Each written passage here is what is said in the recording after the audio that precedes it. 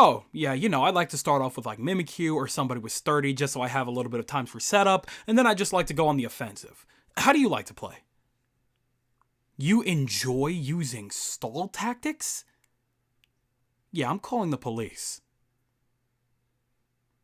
Hey, what's good, yo? Soul here, and welcome back to the story mode. So within these last 2 months, after the official announcement for Pokemon Winds and Waves, we have had a couple of major Pokemon related releases. What baffles me is why they're always so relatively close together, especially when we aren't getting Winds and Waves until next year. They probably could have spaced these out a little better, but you know what? I'm not mad that we got them. In very early March, practically immediately after the Pokemon Presents, we got Pokemon Pokopia. I can't sit here and speak on how many people are still actively playing Pokemon Pokopia like that because my timeline is just kind of quiet in regards to it, but for the most part I do see a couple of insane builds every now and again pass me by, so that's really cool. I'm glad people are still enjoying it. There's still a lot of enjoyment to be had out of that game. For the time being, I feel like I've had my fill of the game, but I might come back to it eventually. So with that, we got our first major spin-off Pokemon game in years. But they weren't done just yet because early April, we finally got our hands on Pokemon Champions, our long-awaited battle simulator for Pokemon VGC. So essentially, it's Pokemon Showdown, but completely official. So now, all those Pokemon you have spent all that time building up across different games throughout the last couple of years, you can finally use them in a competitive format. Well, I mean, you could before, but now without the limitations of whatever game that they were stuck in. Or at the very least, you would probably think that's the case, but, we have a lot to talk about here. So here we are a couple of weeks later with the game. I haven't played as much as I would have liked to, but I have played a decent amount to feel like I have some grounds to talk about it now. You're not slick. I see you looking for the drill. You're trying to hide that from me, but guess what? I hid it from you because I know that you don't need it anymore. You already know it by now. It's about time for some dessert for once, right? Why don't you go ahead and bake those Thousand Island cookies, put some ginger on top of that, and wash it down with some pineapple juice while I talk about my likes and dislikes so far in regards to Pokemon Champions. Now, something that should definitely be noted going into this is that I am not a heavy competitive player in the Pokemon space. Going into any VGC video or watching any relatively competitive player like Shofu or something like that makes me realize constantly that I don't know as much about Pokemon as I could. There's so many aspects about Pokemon that people just know by heart throughout all of the years that they've been playing competitive that I feel like I'm super behind and I'm gonna have a very hard time catching up. Unlike them, whenever I hop into a battle, I don't know 100% what the Pokemon on my opponent's team are gonna be rocking. They'll hop into a battle and they'll be like, oh, they got in the Azumarill, that's huge power, Shell Bell. They know everything immediately. Oh yeah, no, that Pokemon has base 120 attack, but base 200 speed and stuff like that. They know that sucker like the back of their hand. Damn. So I'm telling you this now just to give you a bit of a heads up that you're getting my likes and dislikes from the perspective of a generally casual player within the space. Obviously though, I would like to continue my tenure, while it might be slow, within Pokemon Champions so that I can inevitably fully understand Pokemon to a level of depth that you guys probably do, right? So bear with me. So as per usual, we're gonna kick things off with my likes. Generally speaking, so far, I pretty much enjoy the progression system that they have available here. It is as truly simple and straightforward as you can get with something like this. Every time you battle and win, you get a couple of points to progress towards your next rank. You get a little bit of in-game currency through VP points. And since there's a battle pass, there's obviously a ton of different missions and rewards that you can get just for battling consistently with the same Pokemon or by diversifying your team a little bit every now and again. It's nothing too heavily specific or anything like that. It's very straightforward and I like it for that. Another thing that I really enjoy is the recruitment system. Every single day that you log in, you have the opportunity to recruit one Pokemon to your team. You get to choose one of 10 Pokemon that pop up in the ranch. However, even then, there's a couple of ways to go about it. Your first option is through a trial period. Essentially, you would recruit the Pokemon for 7 days, and once that 7 days is up, it would go back to the ranch, or wherever the hell these Pokemon go back to. Essentially, it gives you a general idea of what that Pokemon could do for you and your team, and if you really like it, maybe you could go out and make your own version of that Pokemon in some of your previous games, and recruit them through Pokemon Home. However, these Pokemon come basically competitive ready. Essentially, the only thing that you would probably be changing about the Pokemon that you recruit here are the moves that they're utilizing and maybe their ability. So if you're unorganized like myself and you have no idea where you may have even put any relatively decently competitive ready Pokemon in your boxes, you could just grab them from here. Again though, every batch that you summon is completely random, so you don't know who or what you're gonna get. Though, if you see somebody that you do like and you want to keep them on your team permanently, you will have to pay one way or another using one of their currencies, whether it be VP points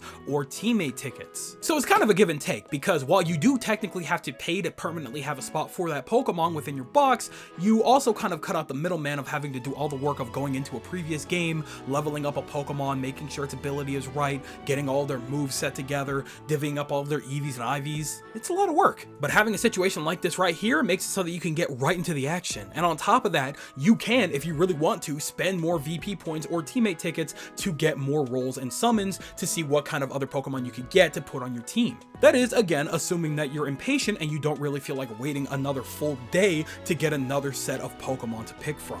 It's a relatively solid system, and they make it so that pretty much anybody can just hop in and get right into the action. Of course though, you actually do have to still do a lot of battling if you really want to modify your team, but even if you lose, you still get VP points, so either way, as long as you're playing, you'll rack up points and you'll be able to modify your Pokemon one way or another. Next to that, the options for single and double battles are nice. Obviously, it's always been a thing to have the option to do single or double battles within most Pokemon games to my knowledge. So I'm going to assume that it works the same way in those games as well, but I do enjoy the fact that both single and double battles have their own rankings. Like, I am incentivized to go out of my way to try both if I want to get my ranks up. I'm not just ranked as an overall trainer, because otherwise, I would probably only participate in single battles if I'm completely honest. It's just a lot quicker and a lot easier than dealing with double battles in general to my knowledge. However, as I was recording to get footage today for this very video, I decided, you know what, let me just try my hand at a couple of double battles, even if I suck at them, let's see how well I do. And quite honestly,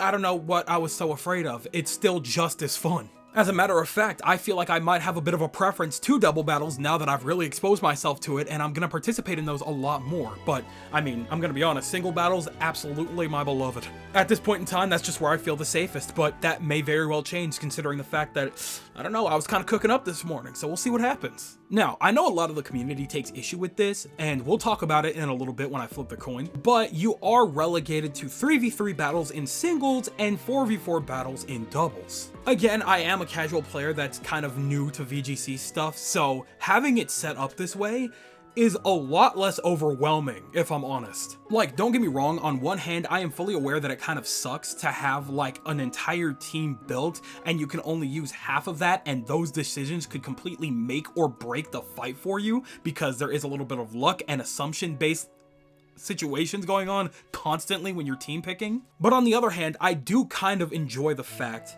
that there is a little bit of luck in there too, right? And this is coming from somebody that is severely unlucky when it comes to online games in any capacity. But the picking and choosing of the team members that you use for each individual fight is a part of the strategy in of itself. You need to pay attention to your opponent's team and see what Pokemon could last much longer against a majority of that team. And you gotta hope that they don't have a counter ready for you in that batch. It's fun to kind of just guess. That's probably one of the aspects that's made it the most fun for me, is just guessing like, okay, here's what they have, here's what I'm working with, who could survive the longest and do the most damage to this opposing team, no matter who they pick. It's kind of fun to always have that workaround. Sometimes I'll see a team and be like, oh, no, I'm cooked no matter who I pick, and I don't feel nearly as bad about it. You know what I'm saying? It's just a good time to be had. And because you're not picking full teams, the battles aren't nearly as long. And honestly, those in and out pretty much rapid battles, hey, you know what? They make for a good flow. I'm not gonna sit here and lie to you. I have seen constant situations in which people will come back from basically 3v1s. It is crazy. You'll be in that battle, you'll have them on the ropes, and then all of a sudden they'll have that one Pokemon that'll start just zooming you out of nowhere. And yeah, it's a little frustrating when you feel like you don't really have a comeback for that Pokemon, but hey, you know what?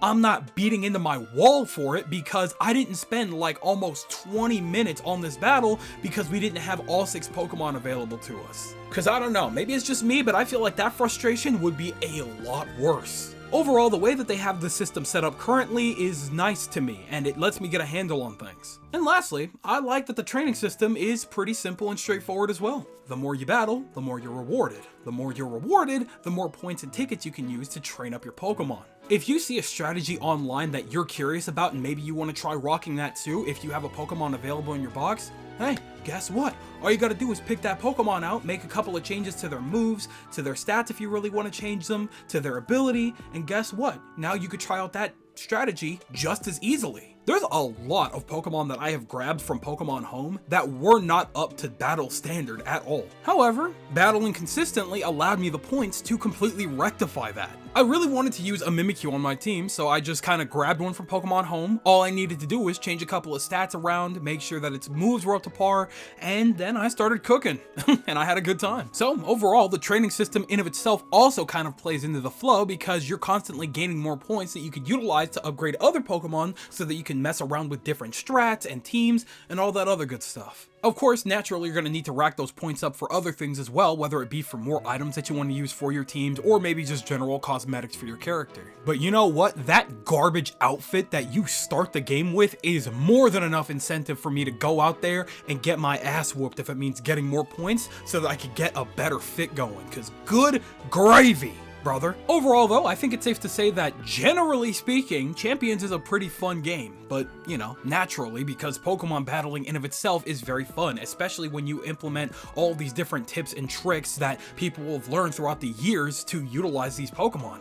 It's a good time, and it's free, so you can't really go wrong trying it, right? Obviously though, the game is very, very far from perfect, so you know what we gotta do. The coin, it's already on tails, which means we're going to be talking about a couple of my dislikes now. Unfortunately, we need to start with the fact that this is not a great looking game. It's no mystery why this game doesn't look as good as it probably could, and it's simply the fact that not only is this a Nintendo Switch game, it's also a mobile title. Because of this, obviously, graphically it needed to be held back, but that's still stupid. And the mobile version isn't even ready yet, which leads me to believe that once again, for whatever reason, they felt the need to rush this game out, and it definitely shows in the frame rate in of itself within the game. The game just does not look or run smoothly at all. Obviously, it runs well enough to get the job done for the most part, but playing on a Nintendo Switch 2 after coming hot off the heels of like pretty much any other major title that I've played so far on it,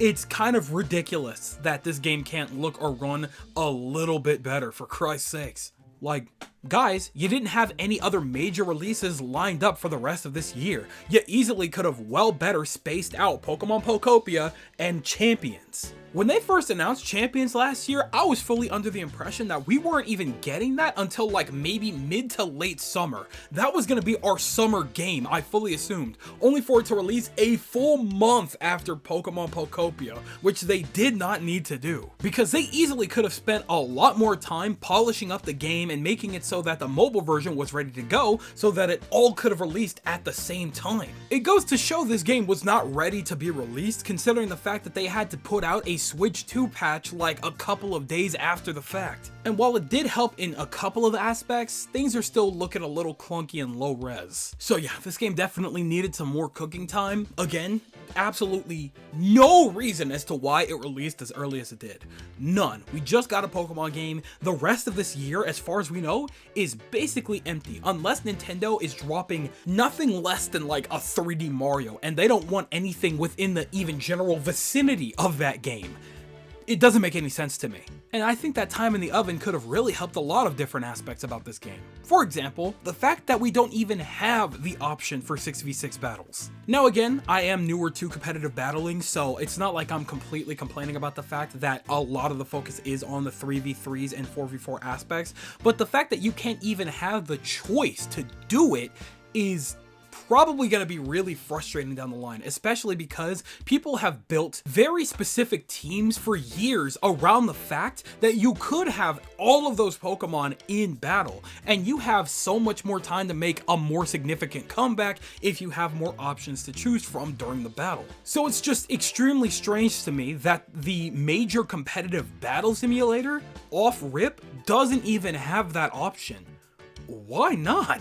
Just like how you have separate options for single battles and double battles, they easily could have had a very similar situation in which if you wanted to participate in 6v6 singles or 6v6 doubles, those also could have had their own ranking systems. Or at the very least, we could have had it available in casual or something. I just don't understand why it's not a thing at all. Tell me if I'm wrong for that, but I feel like the strategies that people have built up for ages through regular Pokemon or, Showdown should be good and well available in this battle simulator, especially after we were able to do stuff like that in Pokemon Battle Revolution decades ago, or I think Pokemon Stadium to my understanding.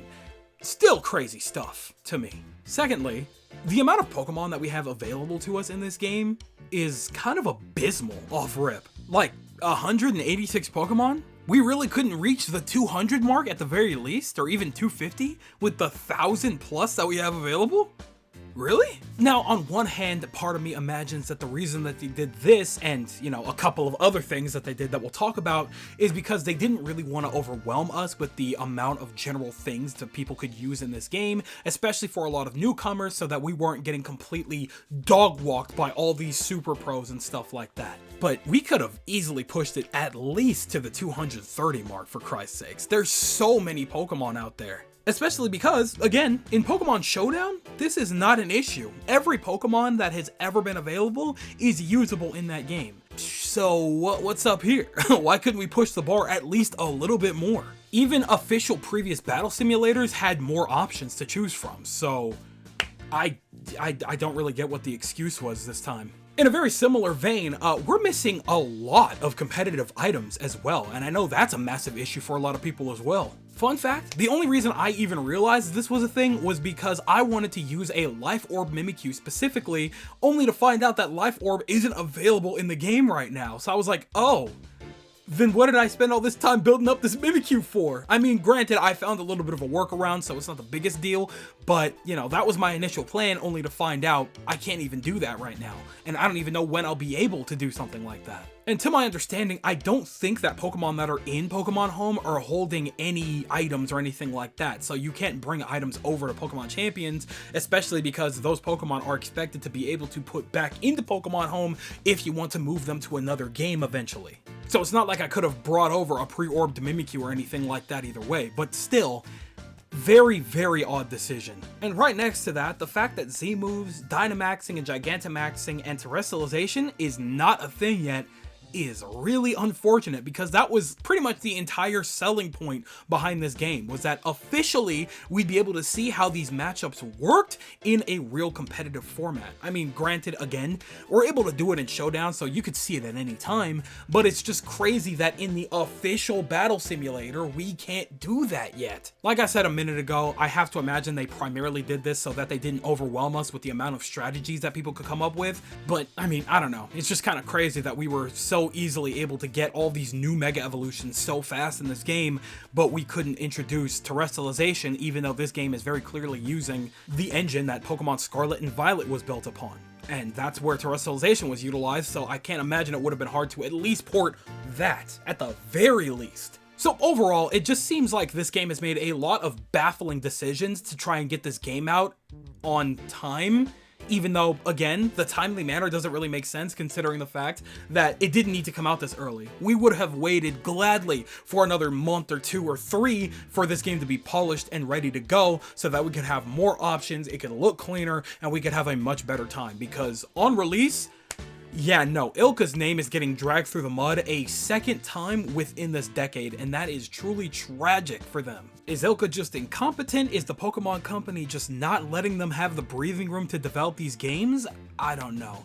Long and short of it is, this game released rough. But even with all the moaning and groaning people have had about this game and its issues, they are still playing it pretty consistently 2 to 3 weeks later, so hey, you know what? Who's the real winner anyway? Now, before we wrap things up here, I do have a couple of hopes and wishes that I hope to see throughout this game's lifetime. A couple of upgrades and updates that over time, when introduced to the game, it will make it a much better time overall for a lot of people. Or at least I like to imagine that would be the case. Firstly, I eventually hope that probably well after we've gotten the mobile edition of the game, that they could hone in and really take their time to make a true Nintendo Switch 2 edition of Pokémon Champions. Essentially a nice technical and visual overhaul that makes getting the Switch 2 edition of the game much more worth it than playing on Nintendo Switch 1 or on your phone. Touching up on resolution, on lighting, on frame rate, maybe a couple of animations for moves in Pokemon that you could only see on the Nintendo Switch 2 edition or something. I don't know. Long and short of it is,